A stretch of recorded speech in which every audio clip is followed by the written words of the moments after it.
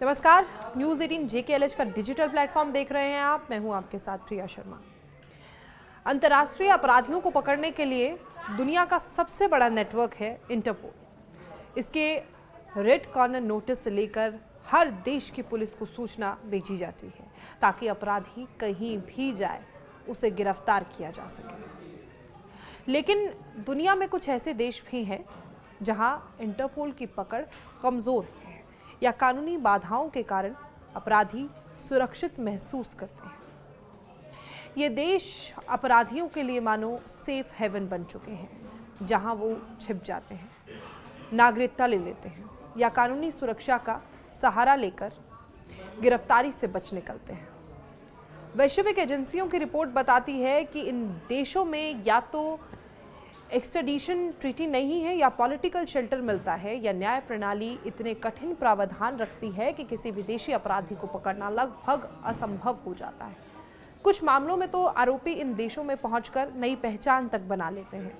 यही वजह है कि दुनिया के कई चर्चित अपराधी, ठग, व्यापारी और भ्रष्ट नेता सालों से इन देशों में शरण लिए हुए हैं। सबसे पहले बात आती है रूस की। रूस का कानून बेहद सख्त है और उसकी नीति साफ कहती है कि वो अपने नागरिकों को विदेशी देशों को आसानी से नहीं सौंपेगा।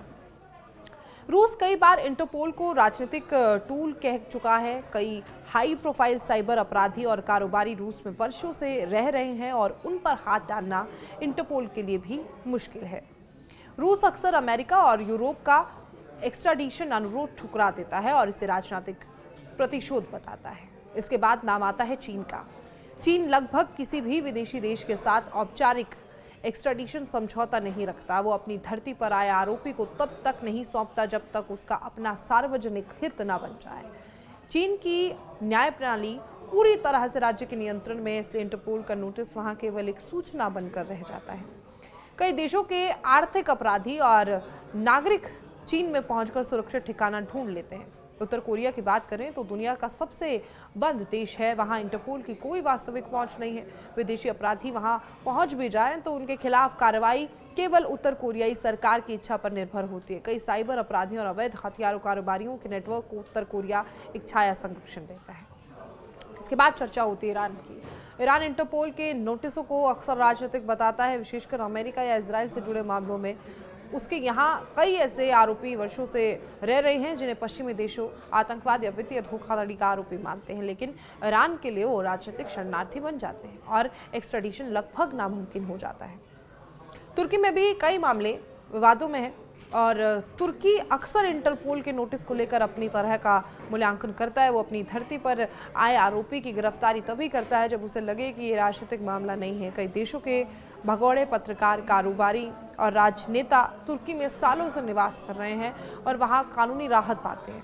अगला नाम कतर, यूएई और कुछ अन्य खाड़ी देशों का भी आता है। हालांकि यूएई कई मामलों में एक्स्ट्राडिशन करता है, लेकिन कुछ धनी अपराधियों और आर्थिक भगोड़ों को वो आसानी से नहीं सौंपता। खाड़ी देशों में नागरिकता कानून बेहद लचीले नहीं है, पर गोल्डन वीजा और निवेशक वीजा के कारण आरोपी वहां सुरक्षित रह लेते हैं। इंटरपोल नोटिस उस देश के घरेलू नीति से बड़ा नहीं होता, खासकर जब आरोपी निवेश और पूंजी लेकर आया हो। दुनिया में सबसे दिलचस्प मामला कैरेबियन द्वीप देशों का है, जैसे Dominica, Grenada, Saint Kitts and Nevis. यहाँ नागरिकता खरीदने का कार्यक्रम चलता है। आरोपी कुछ लाख डॉलर देकर नागरिकता हासिल कर लेते हैं और फिर इंटरपोल नोटिस भी कमजोर पड़ जाता है, क्योंकि अब वो नया नागरिक बन चुका होता है। ये देश अक्सर विदेशी दबाव में आने से भी बचते हैं क्योंकि उनकी अर्थव्यवस्था विदेशी निवेश पर टिकती है। यही वजह है कि कई बार इकोनॉमिक अपराधी वहां खुलेआम रहते हैं। इसके अलावा मलेशिया, इंडोनेशिया और थाईलैंड भी कई हाई प्रोफाइल मामलों में इंटरपोल के नोटिस को तुरंत लागू नहीं करते। इन देशों में कानूनी प्रक्रिया इतनी लंबी और जटिल है कि आरोपी को पकड़ने में कई साल लग जाते हैं। कोर्ट के फैसले, अपीलें, शरण आवेदन, मानवाधिकार दलीलें, सारा सिस्टम इतना बड़ा है कि अपराधी पूरा जीवन नहीं निकाल देता है। इन देशों को सेफ हेवन बनाने के पीछे कुछ नॉर्मल से कारण हैं। विदेशी नागरिकों को कानूनी सुरक्षा देना, एक्स्ट्राडिशन संधि की कमी, राजनीतिक संबंधों की संवेदनशीलता, राजनयिक दबाव से बचने की प्रवृत्ति, देशों की घरेलू राजनीति, निवेश या फंडिंग लाने वालों को विशेष संरक्षण। लचीली नागरिकता या वीजा नीतियों के बारे में अगर हम बात करें तो इंटरपोल की एक सीमा ये भी है कि वो स्वयं किसी को गिरफ्तार नहीं कर सकता, लेकिन वो केवल नोटिस जारी करता है और कार्रवाई करना पूरी तरह स्थानीय देश के कानून पर निर्भर करता है। यही वजह है कि कई अपराधी उन देशों की तरफ भागते हैं जहां की न्याय प्रणाली या राजनीतिक संरचना इंटरपोल को हाथ बांधकर रख देती है। कई अंतर्राष्ट्रीय एजेंसियां लंबे समय से दुनिया के इन सुरक्षित ठिकानों के खिलाफ सुधार की मांग कर रही हैं, लेकिन भू राजनीतिक और आर्थिक हित इतने बड़े हैं कि बदलाव की रफ्तार बहुत धीमी है। नतीजा ये कि दुनिया के कई बड़े अपराधी, धन शोधन करने वाले लोग, साइबर माफिया, आर्थिक धोखेबाज इन देशों में जाकर बेखौफ जीवन जीते हैं और कानून की पकड़ सालों तक उन तक पहुंच ही नहीं पाती। आपको हमारी ये खबर कैसी लगी कमेंट बॉक्स में ज़रूर बताएं। हमारे चैनल को सब्सक्राइब करें। फिलहाल मुझे दीजिए इजाज़त। आप देखते रहिए न्यूज़ 18 JK का डिजिटल प्लेटफॉर्म। नमस्कार।